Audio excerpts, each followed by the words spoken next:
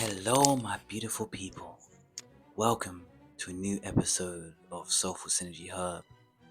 I hope that my voice and what I say can bring you to a new dimension of thinking, learning, and just being.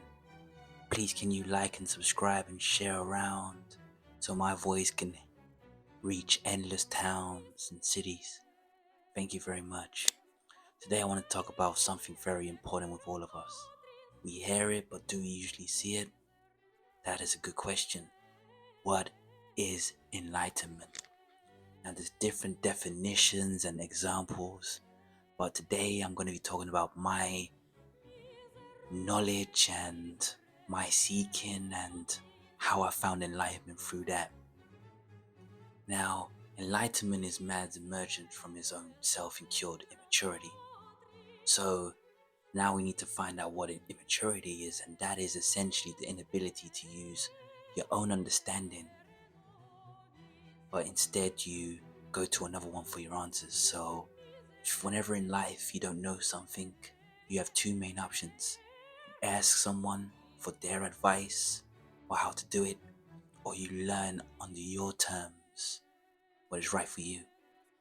Now, although there's no reason to be upset if you're asking other people for help, it's your perception of what help is. Certain things everybody knows the answer to in their own way. But if you're constantly looking outside of yourself to find these answers, then it will be harder for you to find this terminology of what enlightenment is. Now, certain things like procrastination and just being at home, not going out because of fear, they can be a reason why such a big number of humans in this world living right now or otherwise have not found their own way to answer questions. We have such big organizations like the education system and the media, which kind of gives us ideas to the questions. I'll be honest with you, I've done that a lot as well. If I don't know the answer to a question, I usually find it out. What is your deducing skills?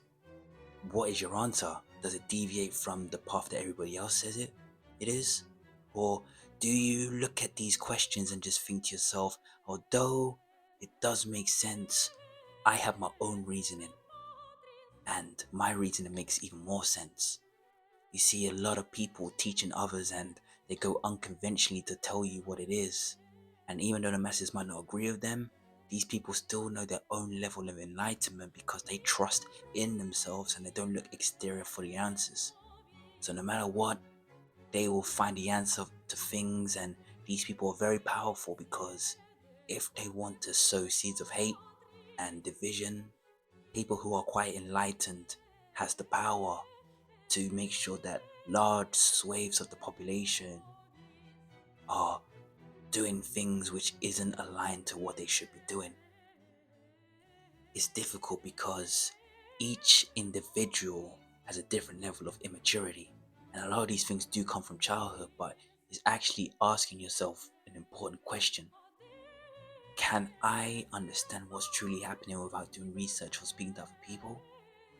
Is whatever I'm creating, is it unique to me, or am I doing it based on someone else?